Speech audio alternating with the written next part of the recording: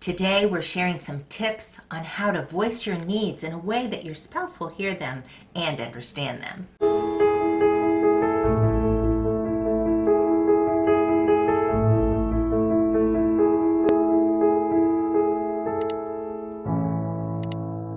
For the health of your marriage, it's really important that each of you learns to communicate your needs in a way that the other can understand what it is that's important to you.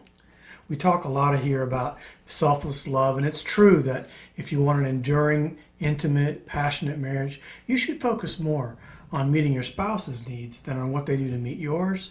But selflessness does not imply silence. There's a lot of people, especially women, I feel like, who want to say, well, if he really loved me, he would be paying attention to what I need, and he would just know.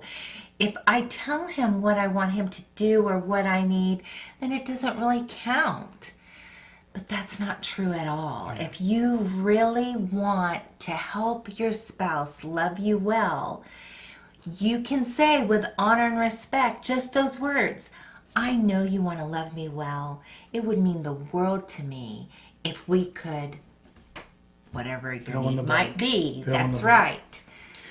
The other thing that's important, in addition to expressing your needs respectfully, is to tell them what that would look like. Yes. So let's just say a wife tells her husband, I need you to be more romantic. It would really help me know you love me if you were more romantic toward me. Well, if I'm a husband who's not particularly romantically inclined, and maybe who doesn't have that high on my radar of needs, I might not have a clue on what that should look like. What should I actually do? So a wife can help her husband by saying, that would look like flowers.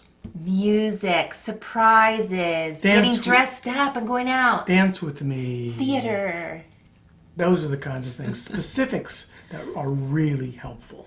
That's so true. And then if you think about what a husband might want, maybe he would want a deeper sexual connection. Could be. And it could be. And the way he expresses that, first of all, is so important, because sometimes in his desire for her to know and to be able to voice what it is he wants, it could come across that he's just not happy with the way things are, which you're going to lose your spouse's attention on what you're saying, because all she's going to hear is, I don't make him happy.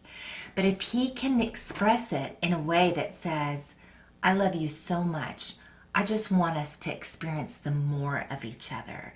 I just wish we could have sex more often, and I wish we could try some different things. And maybe say it in a way that expresses, I love you so much, I just want more of you. That's a good way to do it. Mm-hmm. Yeah. How you communicate your need is really important. You want it not to be condemning or accusatory. You want it to be really forward thinking and really about the relationship and building and maintaining intimacy. That's for sure. So I've heard, as Jenny said earlier, if I have to tell them it doesn't count, that's really a self-defeating approach. I mean, you do have differences, right? I mean, it is true that you have different needs. Certainly, she and I, our needs are different. But if I have to tell her what I need and how it should look, it still counts. It counts so much, and you're more likely to just be relaxed and happy, and he feels confident that he knows he's making me happy. And you want to give encouraging feedback. When your spouse gets it right, let them know, that really meant so much to me.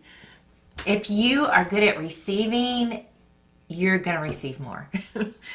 Well, another thing that I have picked up on, an issue that some people have, and I mostly am talking to the wives, they don't want to really hear what their husband needs or wants, because then they'll feel like they're obligated, to make sure it happens. And they probably already know a bit of what that might be. And what if your spouse is saying they need and want something that you don't feel like you can give?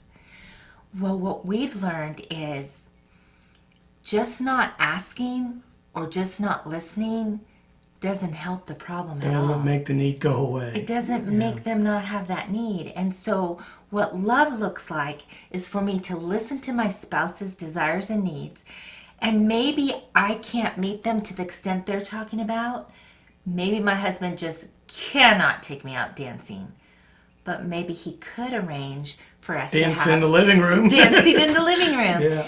And maybe there's things sexually that you feel like that's not a place I want to go. Well, what are some baby steps just to show you heard him, just to show that you do care and that you're willing to put him first? Moving in the right direction. And it can be is baby so steps. important. Small steps in the right direction really make a difference, because it says, I heard you and I'm responding as best I can. And I want to love you well. Yeah, absolutely. So this week, if you haven't talked about your needs recently, and I mean really recently, take some time this week to do that.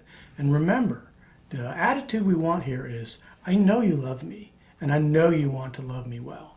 So let me tell you what that would look like.